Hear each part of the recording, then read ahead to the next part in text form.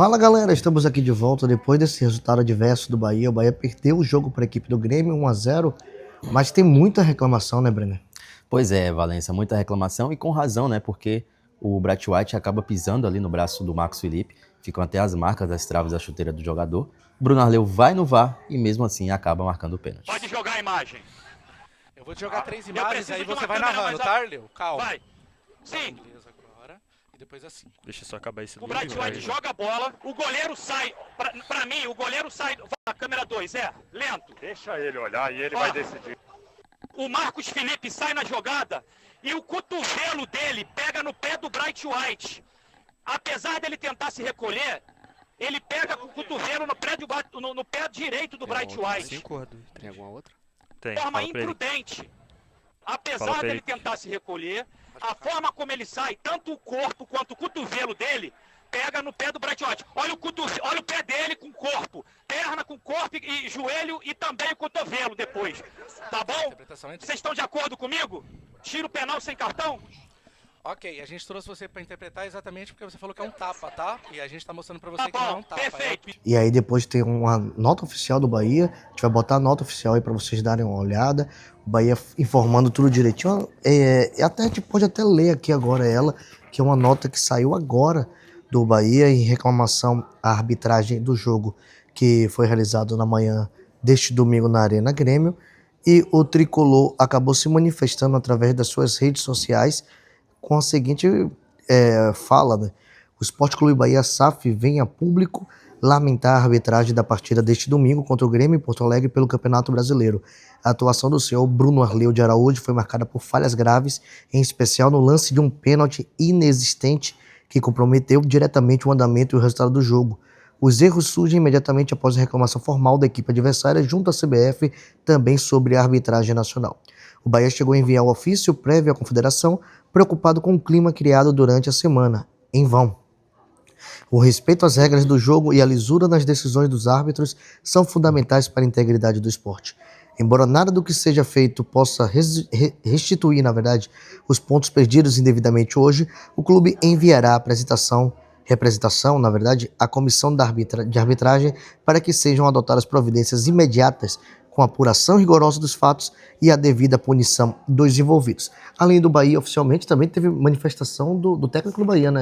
O técnico do Bahia, Rogério Ceni, mas antes da gente pegar também esse trecho do Rogério Ceni, Valença, lembrar que a semana foi conturbada para o Grêmio, questão de arbitragem, e não só durante a semana, os jogadores e principalmente a torcida vem reclamando das atuações da arbitragem contra o Grêmio, de forma irregular, né, em alguns jogos, o Brasileirão também, e na Copa do Brasil teve Matheus Cadançan, que anulou um gol do Grêmio, né, que seria o gol do Grêmio ali que levaria a partida para a decisão por os pênaltis, né, e o gol foi anulado, e o Kahneman no momento chega à loucura, e até alguns momentos, na arena do Grêmio, quando a gente estava ali atrás do gol, na frente a maior parte da torcida do Grêmio, os próprios torcedores falando, né, antes da bola rolar, hoje a arbitragem não pode errar, uma sequência de erros gigantescos. Sim. E é essa pressão que o Bahia fala na nota, né, que rolou durante a semana, que o Bahia tentou avisar sobre, e foi lá, avisou, e justamente acontece o quê? Um erro de arbitragem grotesco, porque o VAR chega a chamar o Bruno Arleu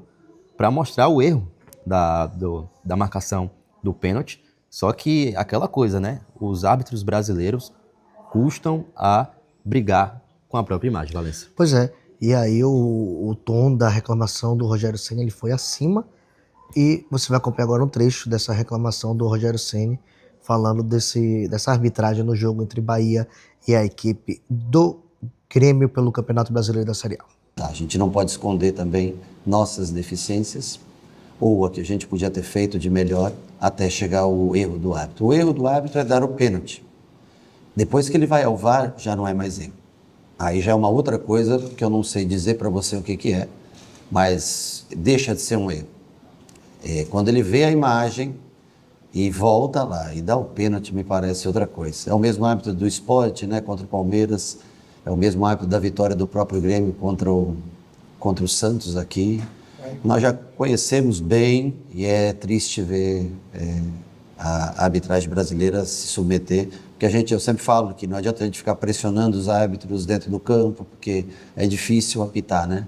Mas no momento que para o jogo e você tem a oportunidade de corrigir aquele erro que você cometeu, e vai ao VAR, olha, volta e mantém, isso deixa de ser um erro. Aí já é uma coisa bem mais grave. Tá aí então o Rogério Ceni, mas agora não adianta lamentar, né, Valência? Agora é focar no Internacional, quarta-feira, é um grande jogo, um jogo que vale classificação para as oitavas de final da Libertadores. E se algo que a gente viu hoje acontecer na quarta-feira no Beira-Rio, o Bahia não vai se classificar. Por quê? Eu não falo nem do resultado, eu falo da quantidade de gols perdidos, Valência. Verdade, o Bahia teve no primeiro momento do jogo inúmeras oportunidades. Tinha a seu favor a pressão da torcida do Grêmio contra a equipe do Grêmio, só que no jogo de quarta-feira é diferente, né? Tem a pressão da torcida do Inter, mas a favor do Internacional, já que o Internacional joga pelo empate para poder avançar na Libertadores. O Bahia precisa vencer o jogo para poder conseguir avançar na competição, que é muito importante para o cenário do Bahia na temporada 2025. Já são 15 ou 16 jogos que o Lúcio não marca, né? Isso, desde o jogo contra o Ceará. Pela Copa do Nordeste.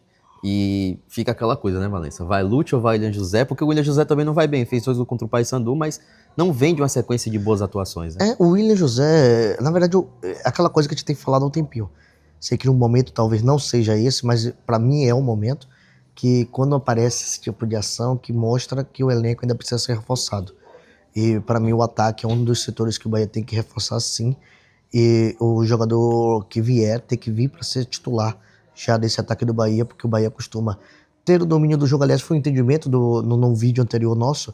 O próprio Alexandre, o próprio Everton Ribeiro falaram sobre o Bahia dominar a partida e não executá-la de maneira favorável, não fazendo os gols, não trazendo a vantagem para o Bahia em número de criação. Então, a gente vai ficar no aguardo aí, mas até quarta-feira, Brenner, tem muita live aqui, muito vídeo live sobre essa movimentação do Bahia, essa preparação especial para o jogo de quarta, 19 horas, 7 da noite. Então, você vai acompanhar tudo na Rádio Sociedade no Dion 102.5, no 740 AM, no YouTube, e também a cobertura especial nossa aqui pelo YouTube e participações, aparições, tanto no Esporte Mais ao meio-dia, como também no Bate-Bola a partir das 7 da noite. Estaremos fazendo nossos vídeos, aparecendo ao vivo, batendo um papo com vocês. Quem sabe, do CT em que o Bahia possa treinar, que acredito que seja do Grêmio, ainda não foi divulgado, do hotel do Esporte Clube onde o Bahia está hospedado, e trazendo um pouquinho desse jogo importantíssimo do Bahia pela